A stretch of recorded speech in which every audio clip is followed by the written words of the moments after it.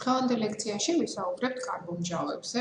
მე მინდა შეგახსენოთ, ალბათ აღარ გჭირდებათ ამის შეხსენება, მაგრამ მაინც მინდა შეგახსენოთ, რომ ეს არის ლექცია, რომელიც შედის ქიმიის კურსის შემადგენლობაში, რომელიც თავის მხრივ განკუთვნილია იმ სტუდენტებისთვის, რომლებმაც სპეციალობად აირჩიეს ბიოლოგია. კარბონმჟავებზე ვსაუბრობთ, ძალიან საინტერესო მჟავები გახლავთ.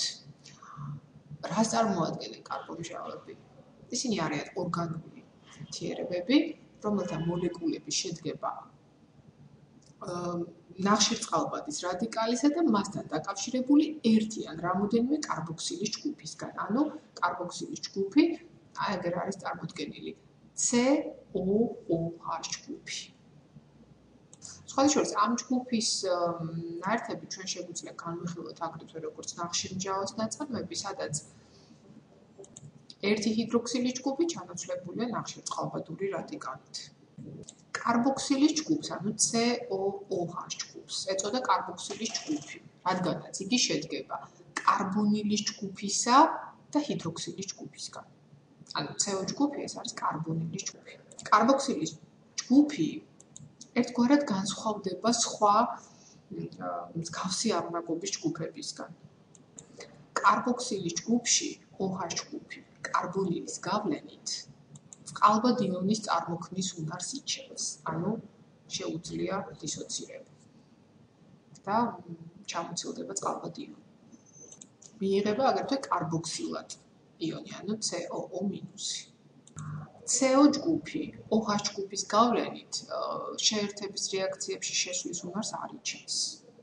ეს კი უკვე ნიშნავს, რომ მას აღარ აქვს ალდეჰიდებისთვის დამახასიათებელი თვისებები. კარბოქსილის ჯგუფზე გავლენას ახდენს მასთან დაკავშირებული ნახშირწყალბადის რადიკალიც. უნდა აღინიშნოს, რომ რაც უფრო დიდი არის ეს რადიკალი, მით უფრო მცირე არის კარბოქსილის ჯგუფის დისოციაციის უნარი. ისიც უნდა აღინიშნოს, რომ ნახშირწყალბადური რადიკალი ასუსტებს კარბოქსილის ჯგუფის დადებითი მუხტის მოქმედებას. ამის გამო ჰიდროქსილის ჯგუფის ჟანგბადიდან ელექტრონული ღრუბელი გადაინაცვლებს ნახშირბადისკენ და შედეგად წყალბადის ძვრადობა ჰიდროქსილის ჯგუფში მცირდება. თუ შევადარებთ სპირტებს და კარბონმჟავებს ერთმანეთს, უნდა აღინიშნოს, რომ სპირტების ჰიდროქსილის ჯგუფში წყალბადის ატომი ნაკლებად მოძრავია უფრო, ვიდრე ეს არის კარბონმჟავების მოლეკულაში. ერთფუძიანი კარბონმჟავები, ხედავთ თქვენ მათ, ჩვენ შეგვიძლია განვიხილოთ, როგორც მეთანის რიგის ნახშირწყალბადები, სადაც ერთი წყალბადი ჩანაცვლებული არის კარბოქსილის ჯგუფით. შესაბამისად, ეს არის მათი ზოგადი ფორმულა RCOOH-ი, ანუ RCOH-ი, ეს იგი CnH2n+1COOH-ი. ჰომოლოგიური რიგის წარმომადგენლები გახლავთ ჭიანჭველმჟავა, იგივე მეთანმჟავა, ძმარმჟავა, იგივე ეთანმჟავა, პროპიონმჟავა, ერბომჟავა, იგივე ბუტანმჟავა, ვალერიანის მჟავა, იგივე პენტამჟავა. ჰომოლოგიური რიგის პირველივე წევრი არის უკვე თხევადი. და ეს განპირობებულია წყალბადური ბმებით, რომელიც განაპირობებს მოლეკულების ასოციაციას. სხვათა შორის ჭიანჭველმჟავას დუღილის ტემპერატურა არის 101 ცელსიუს გრადუსი. ისიც უნდა აღინიშნოს, რომ თხევადის სახით ისინი დიმერების სახით არიან, ანუ გაურებულ მდგომარეობაში არიან, ამიტომ მათი მასები გაცილებით უფრო მეტი აღმოჩნდა რეალურად, ვიდრე ეს თქვათ გამოთვლილი იყო მათი ფორმულის მიხედვით. აქვე აუცილებლად უნდა აღინიშნოს თავისუფალი ცხიმოვანი მჟავებიც, რომლებიც ასევე კარბოქსილის ჯგუფს შეიცავენ და კარბონმჟავების სახით შეგვიძლია განვიხილოთ. პალმიტინის, სტეარინის, არაქინმჟავა, არაქიდონმჟავა, ისინი ცხიმების ლიპოლიზის შედეგად წარმოიქმნებიან. თუ გახსოვთ თქვენ ლექცია ლიპიდების, აი იქ თქვენ შეიძლება დაუბრუნდეთ ამ ლიპიდების ლექციას და ნახოთ მათი ლიპოლიზის სქემა, მექანიზმი და ნახავთ როგორ წარმოიქმნება ერთი მოლეკულა ტრიეთილგლიცეროლის, ანუ ნეიტრალური ცხიმის ლიპოლიზის შედეგად 3 მოლეკულა თავისუფალი ცხიმოვანი მჟავა. ძალიან დიდი მნიშვნელობა აქვს თავისუფალ ცხიმოვან მჟავებს მეტაბოლიზმის პროცესში. ასე რომ თქვენ მათ მეტაბოლიზმს აუცილებლად შეეხებით ბიოქიმიის შესწავლის დროს. ახლა მინდა რომ შემოგთავაზოთ ვიდეო, რეალური ვიდეოც და სადაც არის ნაჩვენები თუ როგორ იხსნებიან კარბონმჟავები წყალში, ნაჩვენები არის ძმარმჟავას, ერგომჟავას და სტეარინმჟავას მაგალითი.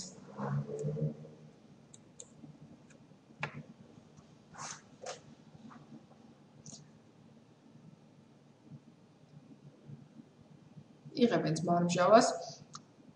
მინდა გაგახსენოთ, რომ პირველი მჟავა იყო, რომელიც არაბმა ალქიმიკოსმა ჯაბირმა აღმოაჩინა, ყველაზე ძლიერი მჟავა ეგონია და ყველაზე სუსტი მჟავა ერგომჟავა.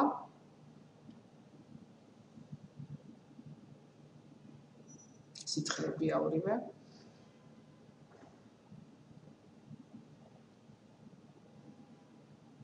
და სტეარინის მჟავა, რომელიც არის მყარი.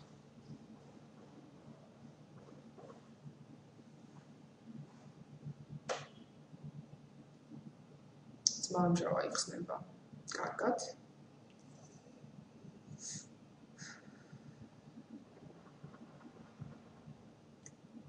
იგივე შეიძლება ითქვას ერგომჟავაზე და სტეარინმჟავა არ იხსნება.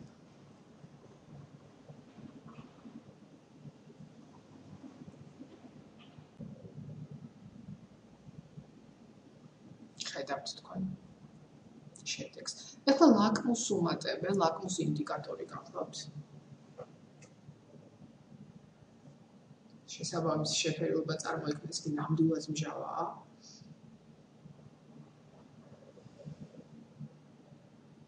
აქაც იგივე. ესეც მჟავა გახლავთ.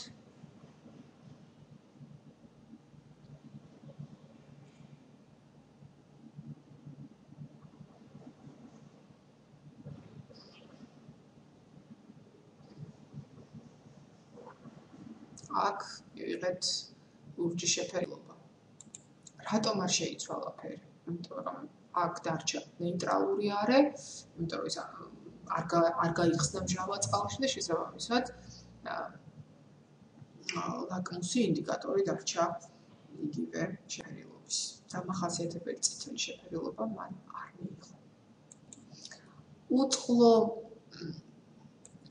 უწყლო ძმარმჟავა ძალიან ადვილად კრისტალიზირდება ოთახის ტემპერატურის პირობებში.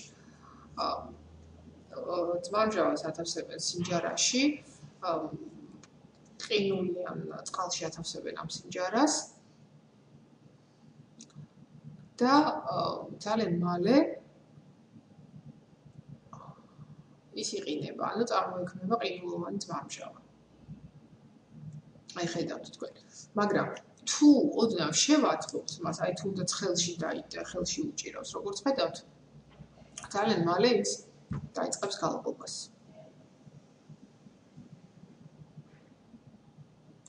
აი იგივე რეაქცია, ოღონდ უკვე ანიმაცია მის.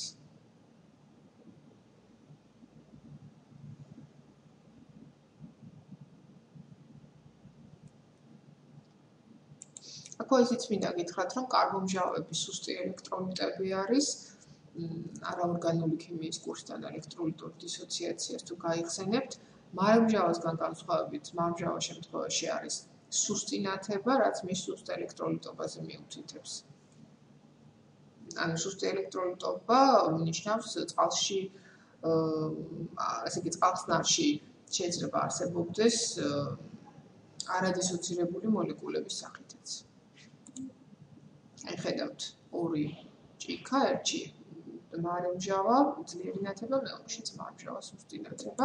კიდევ ერთხელ ვთქვათ, რომ C1-დან C4-მდე თხევადი, C5, C9 ზეთისებრი და C10-დან უკვე წყალში უხსნადი მყარი ნივთიერებები. აი სტეარინის მჟავა, რომელიც არ გაიხსნა წყალში, სწორედ